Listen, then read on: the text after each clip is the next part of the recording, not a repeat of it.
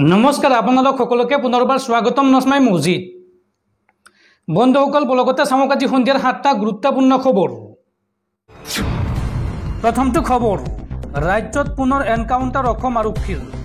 এইবাৰ বকল লামপাৰাত দুৰ্ধৰ্ষ ডকাইতলৈ লক্ষ্য কৰি অসম আৰক্ষীৰ গুলীচালনা।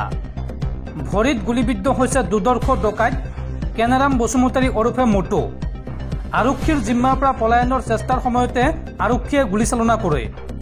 উল্লেখযোগ্য যে অসম আৰু মেঘালয়ত বিভিন্ন অপৰাধ কাৰ্যত জড়িত এইগৰাকী কেনেৰাম আৰু সংকটজনক অৱস্থাত বৰ্তমান GMCHত ভৰ্তি কৰোৱা হৈছে কেনেৰাম বসুমতাৰীক। পৰৱৰ্তী খবৰ, চৰকাৰী কৰ্মচাৰীলৈ জৰুৰী খবৰ। এতিয়াৰ পৰা পুৱা 9:15 কাৰ্যালয়ত উপস্থিত হ'বই লাগিব চৰকাৰী কৰ্মচাৰী। 15 মিনিট দেৰি হ'লেই আধা দিনৰ দৰমহা কৰ্তন কৰা হ'ব সেইগৰাকী চৰকাৰী কৰ্মচাৰী। চৰকাৰী কৰ্মচাৰীক লৈ এইবাৰ কঠোৰ হৈ পৰিছে দেশৰ কেন্দ্ৰীয় চৰকাৰ। কাৰ্যালয়লৈ পলমকৈ যোৱা চৰকাৰী কৰ্মচাৰীলৈ বিপদ। এতিয়াৰ পৰা কাৰ্যালয়ত দেৰিকৈ গ'লে পৰিব চৰকাৰৰ ৰোষত। পলমকৈ যোৱা কৰ্মচাৰীৰ ক্ষেত্ৰত কঠোৰ হ'ব চৰকাৰ। শাস্তিৰ সন্মুখীন হ'ব লাগিব পলমকৈ কাৰ্যালয়লৈ যোৱা চৰকাৰী কৰ্মচাৰী। পুৱা 9:15 কাৰ্যালয়ত উপস্থিত হ'বই লাগিব প্ৰতিগৰাকী চৰকাৰী কৰ্মচাৰী। 15 মিনিট পলম হ'লেই ব্যৱস্থা গ্ৰহণ কৰাৰ নিৰ্দেশ চৰকাৰৰ।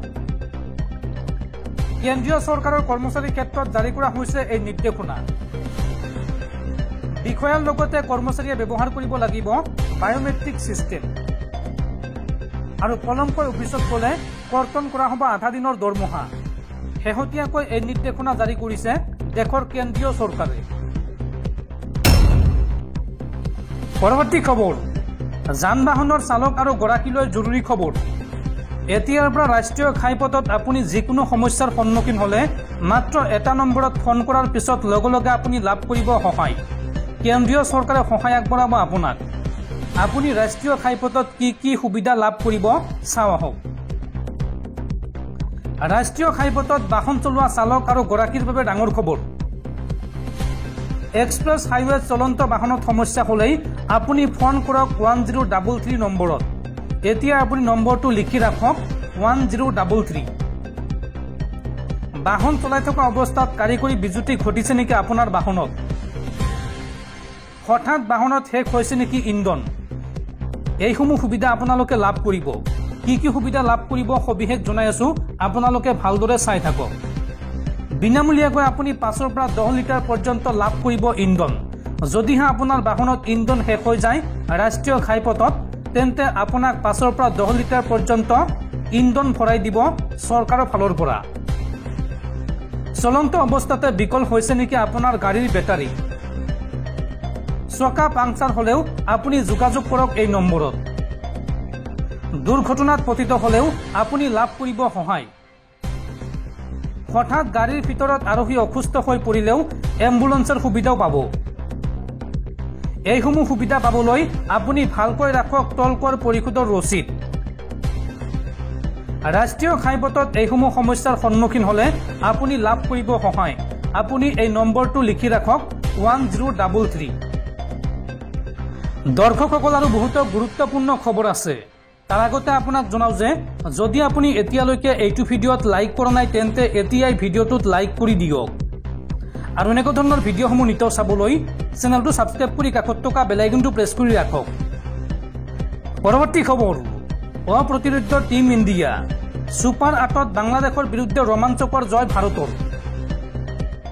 T20 বিশ্বকাপত সম্প্ৰতি বিজয়ৰ ধাৰাবাহিকতা অক্ষুণ্ণ ৰাখিছে ৰোহিত শৰ্মা নেতৃত্বাধীন ভাৰতীয় ক্ৰিকেট দলে। শনিবাৰে বাংলাদেশৰ সৈতে হোৱা ছুপাৰ 8 পৰ্বৰ দ্বিতীয়খন মেচত ৰোমাঞ্চকৰ বিজয় সাব্যস্ত কৰিছে টীম ইণ্ডিয়াই। পোনতে বেট ধৰি ভাৰতে নিৰ্ধাৰিত অভাৰত 196 ৰান সংগ্ৰহ কৰে। এই ৰানৰ মূলতে হাৰ্দিক পাণ্ডিয়াৰ অনবদ্য অৰ্ধশতক। তেওঁ দললৈ 50 ৰানৰ সুন্দৰ ইনিংছ উপহাৰ দিয়ে। ইফালে বিৰাট কোহলি, ঋষভ পন্থ আৰু ডুবে 30ৰো অধিক ৰান কৰি দলৰ ইনিংছ মজবুত কৰে। আনহাতে ভাৰতে বান্ধি দিয়া বিজয়ৰ লক্ষ্য অতিক্ৰম কৰিবলৈ গৈ বাংলাদেশে 146 ৰানতে থমকি ৰয়। কাৰ্যত 50 ৰানৰ বিশাল ব্যৱধানত টিম ইন্ডিয়ায় জয়লাভ কৰে। পৰবৰ্তী খবৰ, ইউজিসি নেটৰ পিছত এইবাৰ নিট পিজিৰ প্ৰৱেশিকা পৰীক্ষা বাতিল কেন্দ্ৰীয় স্বাস্থ্য মন্ত্ৰালয়ৰ। দেওবাৰ আছিল নিট পিজিৰ প্ৰৱেশিকা পৰীক্ষা আৰু শীঘ্ৰেই ঘোষণা কৰা হ'ব প্ৰৱেশিকা পৰীক্ষাৰ নতুন সময়সূচী। নিট আৰু নেট বিসংগতিৰ পিছত কঠোৰ হৈ পৰিছে দেশৰ কেন্দ্ৰীয় চৰকাৰ। পৰৱৰ্তী খবৰ, সাৱধান ৰাজ্যবাসী, ৰাজ্যত পুনৰ হ'ব মুখলধাৰ বৰষুণ। প্ৰচণ্ড গৰমৰ মাজতে পুনৰ ৰাজ্যৰ প্ৰান্তে প্ৰান্তে ধুমুহা বৰষুণৰ আগজাননী। বিশেষকৈ উত্তৰ অসমক লৈ বতৰ বিজ্ঞান কেন্দ্ৰৰ এলাৰ্ট জাৰি। পুনৰ ৰাজ্যৰ প্ৰান্তে প্ৰান্তে ধুমুহা বৰষুণৰ আগজাননী। বিশেষকৈ উত্তৰ অসমক লৈ বতৰ বিজ্ঞান কেন্দ্ৰৰ এলাৰ্ট জাৰি। গাজনি ঢেৰেকনিৰে এই সময়ছোৱাত আহিব পাৰে মুখলধাৰ বৰষুণ। উত্তৰ অসমত পুনৰ বান পৰিস্থিতিয়ে ল'ব পাৰে জটিল ৰূপ। ৰাজ্যৰ মুঠ 13খন জিলাত আজি বৰষুণৰ সম্ভাৱনা আছে। অসমৰ কোন কোন জিলাত বৰষুণৰ সম্ভাৱনা আছে চাওঁ আহক। শোণিতপুৰ, বিশ্বনাথ, লখিমপুৰ আৰু ধেমাজিত জাৰি কৰা হৈছে য়েল্লো এলাৰ্ট। লগতে গোলাঘাট, কাৰ্বি আংলং, ডিমা হাছাও আৰু কাছাৰতো বৰষুণৰ সম্ভাৱনা আছে। কোকৰাঝাৰ, চিৰাং, গোৱালপাৰা, বৰপেটা আৰু বাক্সাৰ বাবেও এলাৰ্ট জাৰি কৰিছে বতৰ বিজ্ঞান কেন্দ্ৰই। এই জিলাকেইখনৰ জনতাক সতৰ্ক হৈ থাকিবলৈ আহ্বান জনাইছে বতৰ বিজ্ঞান কেন্দ্ৰই। পৰৱৰ্তী খবৰ, ইউজিচি নেট আৰু নিটৰ প্ৰশ্নকাকত ফাদিলক লৈ কেন্দ্ৰীয় চৰকাৰৰ গুৰুত্বপূৰ্ণ সিদ্ধান্ত। নেশ্যনেল টেষ্টিং এজেন্সি চমুকৈ NTAৰ সঞ্চালক প্ৰধান পদৰ পৰা অব্যাহতি সুবোধ কুমাৰক আৰু NTAৰ নতুন সঞ্চালক হিচাপে দায়িত্ব দিয়া হৈছে প্ৰদীপ সিং খৰোলাক। ইউজিচি নেট আৰু নিটৰ প্ৰশ্নকাকত ফাদিলক লৈ কেন্দ্ৰীয় চৰকাৰৰ গুৰুত্বপূৰ্ণ সিদ্ধান্ত। নেশ্যনেল টেষ্টিং এজেন্সি চমুকৈ NTAৰ সঞ্চালক পদৰ পৰা অব্যাহতি সুবোধ কুমাৰক। সুবোধ কুমাৰৰ স্থানত নিযুক্তি দিয়া হৈছে অৱসৰপ্ৰাপ্ত IAS বিষয়া প্ৰদীপ সিং খৰোলাক। আৰু এই সমগ্ৰ ঘটনাৰ তদন্তৰ দায়িত্ব CBI অৰ্পণ কৰিছে কেন্দ্ৰীয় চৰকাৰে। পৰৱৰ্তী খবৰ, T20 বিশ্বকাপত ভয়ংকৰ অঘটন। 7 বাৰৰ বিশ্ব চেম্পিয়ন অষ্ট্ৰেলিয়াক পৰাজিত কৰিলে আফগানিস্তানে। 2024 চনৰ T20 বিশ্বকাপত আফগানিস্তানে অসম্ভৱকো সম্ভৱ কৰি তুলিছে।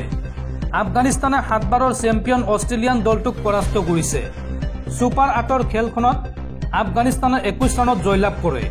প্ৰথমে বেটিং কৰি আফগানিস্তানে 149 ৰানৰ লক্ষ্য নিৰ্ধাৰণ কৰে আৰু ইয়াৰ প্ৰতিক্ৰিয়া স্বৰূপে অষ্ট্ৰেলিয়াৰ দলটোৱে 127 ৰান সংগ্ৰহ কৰি অল আউট হয়। আফগানিস্তানৰ হৈ গুলবদিন নাইবে 4টা উইকেট দখল কৰে। আনহাতে নবীনুল হকে 3টা উইকেট দখল কৰে।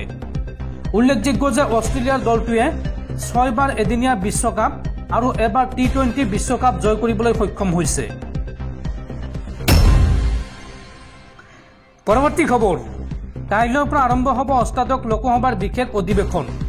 শপত ল'ব নৱনিৰ্বাচিত সাংসদসকলে আৰু 26 জুনত নিৰ্বাচন হ'ব লোকসভাৰ অধ্যক্ষৰ।